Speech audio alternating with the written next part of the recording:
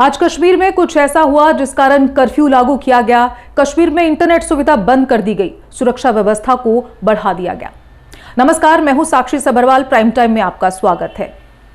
आपको बता दें कि हुर्रियत नेता सैयद अली शाह गिलानी, उनकी आज मौत हो गई और इसके साथ ही कश्मीर में एक अलगाववादी सियासी युग का अंत भी हो गया।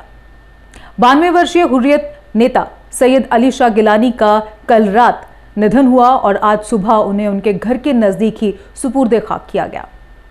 गिलानी पिछले लंबे समय से बीमार चल रहे थे। वे अपने जो हैदरपोरा स्थित आवास है वहां पर नजरबंद थे। पिछले कई सालों से उनका स्वास्थ्य खराब चल रहा था और इस दौरान कई बार उनके निधन की अफवाहें भी उड़ती रही। कड़ी सुरक्षा के बीच उन्हें उनके आवास के करीब हैदरपोरा में ही सुपुर्दे खाक किया गया। उनके जनाजे में उनके कुछ जो करीबी रिश्तेदार थे उन्हें शामिल होने की इजाज़त दी गई और उनके परिजनों और रिश्तेदारों को ही उनके घर की तरफ जाने की ही अनुमति दी गई। हालांकि इस दौरान पुलिस को लेकर भी बात उठी। पुलिस प्रशासन पर गिलानी के रिश्तेदारों को नहीं जाने देने की जो अफवाहें थी, खबरें थी, वो उड़ती रही और आईजीपी कश्मीर ने कहा कि ऐसी खबरें जो है बेबुनियाद हैं। गिलानी के निधन के बाद कश्मीर घाटी में सुरक्षा व्यवस्था को पूरी तरह से कड़ा कर दिया गया। कर्फ्यू लागू कर दिया गया, इंटरनेट सेवाओं को भी बंद कर दिया गया।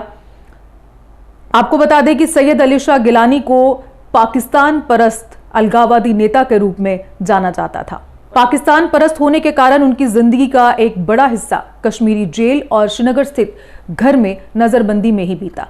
वो खुद को पाकिस्तानी समर्थक बताते रहे और एक बार उन्हें मानना पड़ा कि वो भारतीय हैं, क्योंकि एक बार 21 जुलाई 2015 को विदेश जाने के लिए जब उन्हें पासपोर्ट की जरूरत पड़ी तब उन्होंने खुद को भारतीय नागरिक बताया। बाद में उन्होंने कहा था कि मैं मजबूरी में भारतीय हूं, जन्म से नहीं। आपको बता दें कि गिलानी का जन्म 29 सितंबर 1929 को बारामूला जिले के सोपोर के दूरू गांव में हुआ था। प्राथमिक शिक्षा सोपोर में हुई। उच्च शिक्षा के लिए लाहौर गए, जहां कुरान और धार्मिक तालीम हासिल कर कश्मीर लौट आए और यहां पर आकर वो शिक्षक बन गए। इसी दौरान वे सोपोर में जमाते इस्लामी के प्रमुख कार्यकर्ता भी बन गए। सैयद अली शाह गिलानी ने 1950 में राजनीतिक जीवन शुरू किया। गिलानी 3 बार अपने पैतृक इलाके बारामूला जिले के सोपोर क्षेत्र से यानी 1972, 1977 और 1987 में विधायक भी चुने गए। कश्मीर में रहकर पाकिस्तान का भारत विरोधी एजेंडा चलाते रहे। अलगाववादी समूहों का नेतृत्व करने वाली ऑल पार्टी हुर्रियत कॉन्फ्रेंस के अध्यक्ष रहते हुए कश्मीर में आतंकियों को उनका समर्थन रहा। पहले वह जमाते इस्लामी कश्मीर के सदस्य थे, हालांकि बाद में उन्होंने तहरीके हुर्रियत की स्थापना की। पिछले साल यानी 2020 में उन्होंने हुर्रियत कॉन्फ्रेंस जी के अध्यक्ष के तौर पर इस्तीफे की घोषणा की थी। आपको बता दें कि हुर्रियत कॉन्फ्रेंस का गठन 1993 में हुआ था, जिसमें कुछ पाकिस्तान समर्थक और जमाते इस्लामी, इसके अलावा JKLF यानी जम्मू कश्मीर लिबरेशन फ्रंट और इसके साथ ही दुख्तरान मिल्लत जैसे जो प्रतिबंधित संगठन थे, उनके समेत 26 समूह शामिल हुए। इसमें पीपल्स कॉन्फ्रेंस और मीरवाइज उमर फारूक की अध्यक्षता वाली जो अवामी एक्शन कमेटी जो थी वो भी शामिल हुई। और इसके साथ ये जो अलगाववादी समूह था 2005 में 2 गुटों में टूट गया। नरमपंथी गुट का नेतृत्व मीरवाइज और कट्टरपंथी गुट का नेतृत्व सैयद अली शाह गिलानी के हाथों में रहा। केंद्र जमाते इस्लामी और JKLF को UAPA के तहत प्रतिबंधित कर चुका था। यह प्रतिबंध 2019 में लगाया गया। ऑल पार्टी हुर्रियत कॉन्फ्रेंस यानी APHC के अध्यक्ष गिलानी ने जब इस्तीफा दिया तो ये बात उभर कर सामने आई कि अनुच्छेद 370 हटने के बाद बदले हालात जो कि इस वक्त कश्मीर में देखने को मिले, अलगाववादियों में मतभेद पैदा हो गए, जिसके बाद पाकिस्तान में APHC का एक संयोजक चुना गया। गिलानी से इस पर सहमति नहीं ली गई थी। उनकी मर्जी के खिलाफ पाकिस्तान के जो कब्जे वाले जम्मू कश्मीर में हुर्रियत प्रमुख का जो चुनाव किया जाना भी गिलानी को बिल्कुल नागवार गुजरा था। उन्हें नागवारा हुई थी ये बात।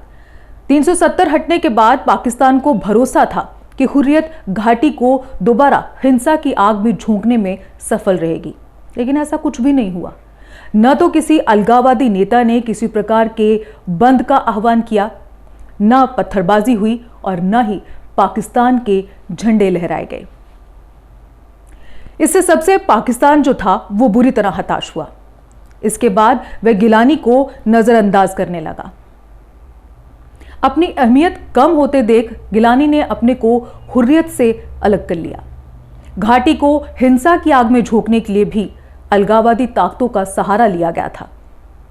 एनआईए ने जांच में पाया था कि पीडीपी युवा नेता वाहिद उर रहमान पारा ने 5 करोड़ रुपए गिलानी के दामाद अल्ताफ अहमद शाह यानी उर्फ अल्ताफ फंटूश को दिए थे। फंटूश को घाटी में हिंसा और पथराव का दौर जारी रखने के लिए कहा गया था।